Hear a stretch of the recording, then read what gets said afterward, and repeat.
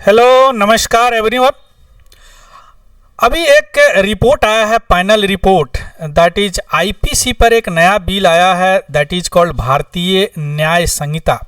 उनका final report में उन्होंने क्या किया है कि डेथ सेंटेंस में जो क्राइम इंक्लूडेड थे, जिस क्राइम के लिए डेथ सेंटेंस दिया जाता था वह 11 थे, उनको उन्होंने रेकमेंड किया कि इसको 15 कर दिया जाए।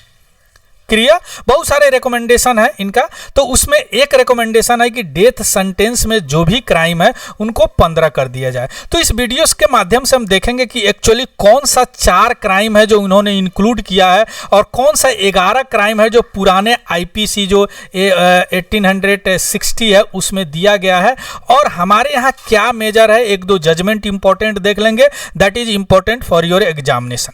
क्लियर?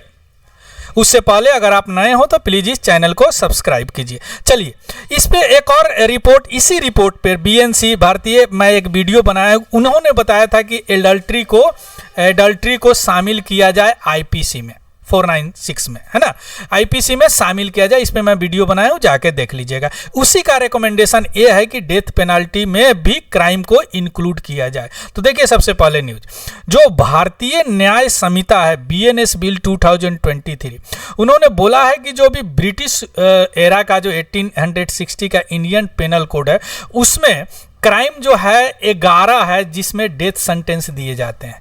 उन्होंने रेकमेंड किया है कि भैया इसको 15 कर दो, 4 को और बढ़ा दो। क्लियर? अब वो 4 कौन है, that is important for your examination, और 11 कौन है, also important for your examination. तो चलिए सी देखते हैं। देखिए, जो भी प्रपोज्ड भारतीय न्याय संहिता जो बिल है, उन पे जो पैनल है उनका ये रिपोर्ट की चर्चा मैं कर रहा हूं, उनमें 15 ऑफेंस को, क्राइम को इन्होंने इसमें इंक्लूड करने की बात की है। जबकि मैंने कितना बढ़ाया है, 4 बढ़ा, 11 तो ऑलरेडी है। उसमें क्या है, उन्होंने बढ़ाया कि मोब लिंचिंग, यानी भीड़ में किसी आदमी को मारना, इसको इंक्लूड कर दो, इसमें फांसी की सजा होगी।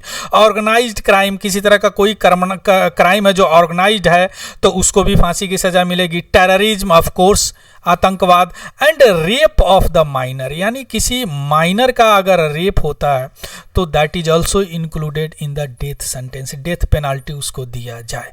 जबकि या आईपीसी 1860 में 11 है, उसमें क्या है, आईपीसी का सेक्शन है, जैसे war against government of India फांसी मिलेगी, abetment mutiny actual committed 194, 195 A, 302 murder, 305 abetment of suicide, 307 attempt to murder, 365 kidnapping, 376 rape result of the death, permanent vegetative state, 376 repeat offender, 396 डकैती with murder। all these 11th already right now 11 हैं जिसके तहत death penalty दिया जाता है।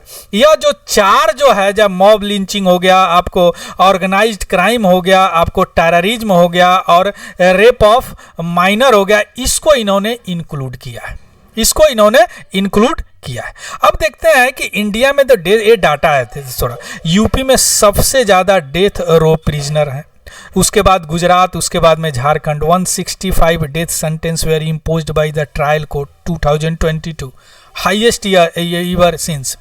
704 individual death law है, 539 इनिमिट्स of death law है, और 15.12 में ये ऐसा केस इन्वॉल्व है जिसमें सेक्सुअल वायलेंस है और उसको एक केस इन्वॉल्व है। और ये रहा थोड़ा सा इसका map, India on death sentence या रिपोर्ट जो है death penalty in India, annual statistics report 2022 का। क्लियर? अब देखते हैं कि जो इंडिया ऑन डेथ सेंटेंस एक पैनल आया था हमारे यहाँ, क्रिमिनल लॉ बिल, उन्होंने रेकमेंड किया for the evolution of death penalty citing global data. उन्होंने बोला कि भैया डेथ पेनाल्टी को हटा दो, चूंकि दुनिया में बहुत सारे ऐसे कंट्री है जो डेथ पेनाल्टी को हटा दिए, उनका सब्स्टिट्यूट कर दिए, डेथ पेनाल्टी है ही नहीं वहाँ पे।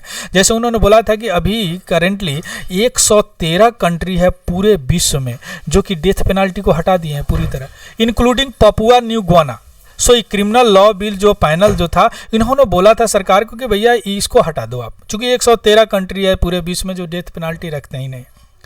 और इसके लिए एक आया था बिल यूएन में, जिस बिल में 125 कंट्री जो है फेवर में वोट किए कि हाँ हट जाना चाहिए, लेकिन 37 कंट्री उसको फेवर में वोट नहीं किए, अगेंस्ट वोट किए, इसमें इंडिया भी अगेंस्ट था। यानी ये डेथ पेनाल्टी को सपोर्ट किया इंडिया की डेथ पेनाल्टी जरूरत है, डेथ पेनाल्टी इंडिया में रहेगा। सुप्रीम कोर्ट का डेथ सेंटेंस में है, the last 6 years Supreme Court affirmed that death penalty in only 7 cases, यानी पिछले 6 साल में डेथ पेनाल्टी केवल 7 केसेस में दिया गया है। 2022 में जो उस समय सुप्रीम कोर्ट के CJI chief justice of India, जैसे अभी चंद्रचूड़ सिंह हैं, ललित, जो उन्होंने इम्फेसाइज किया कि आप डेथ पेनाल्टी फ्रेमवर्क को थोड़ा सा रिकॉन्सिडर करो, और पहला बार 1980 में उन्होंने एक फ्रेम और गाइडलाइन बनाया जो कि किस परिस्थिति में आप फांसी की सज़ा दे सकते हैं। उसके बाद में बच्चन सिंह केस जो 1980 में आया, उसमें पुट ए सेफ गार्ड, उन्होंने एक सेफ गार्ड बनाया जो डेथ पेनाल्टी दिया जाता है, तो बताया कि सबको डेथ पेनाल्टी मत दो। एक उन्होंने वर्ड यूज किया, rarest of rare case. Rarest मानी ऐसा केस एकदम रेयरेस्ट हो, मैंने एकदम क्या बोलते हैं उसे, जघन्य अपराध हो, उस स्थिति में फांसी की सजा दी जाए। ये सुप्रीम कोर्ट ने बोला कि अब हरदम फांसी की सजा मत दो भैया, एक जो एकदम जघन्य अपराध है, रेयरेस्ट ऑफ रेयर है, बच्चन सिंह केस 98, तो फांसी की सजा दे दो। तो उसी के तहत निर्भया जजमेंट जो था, फांसी की सजा उनको मिली। तो रेयरेस्ट ऑफ रेयर था, आपको पता होगा निर्भया जजमेंट, निर्भया केस है ना, चलती बस में जो रेप किया गया था एक बच्ची को, तो जो मैं पैरामेडिकल स्टूडेंट थे, तो यह रेयरेस्ट ऑफ रेयर केस के तहत सुप्रीम कोर्ट ने बोला कि हाँ भैया इसको तो लटका दो आप, है ना, यह रेयरेस्ट ऑफ रेयर है।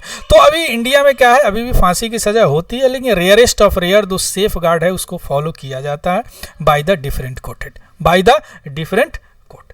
Clear? So this is all about the news and this is the recommendation and report of this Bharatiya Nyaya संहिता, जो IPC का सब्स्टिट्यूट लेकर आ रहा है नए बिल, जो 1860 से ही चल रहा है, उसमें 11 को 15 कर, जैसे एडल्ट्री को सुप्रीम कोर्ट ने हटा दिया था और BNC रिपोर्ट बोला कि नहीं एडल्ट्री को आप इसमें लाओ। उन्होंने बोला कि वह इसीलिए सुप्रीम कोर्ट हटाया था कि एडल्ट्री उस समय फीमेल को एक प्रॉपर्टी मानता था, मेल को ही अपराधी था, तो उन्होंने बोला कि इसको जेंडर न्यूट्रल कर देते हैं, इसमें जेंडर न्यूट्रल हो जाएगा, इसको लाओ भाई, वो पकड़ाएगा तो उस पर आप केस चलेगा, वो पकड़ाएगा तो उस पर केस चलेगा।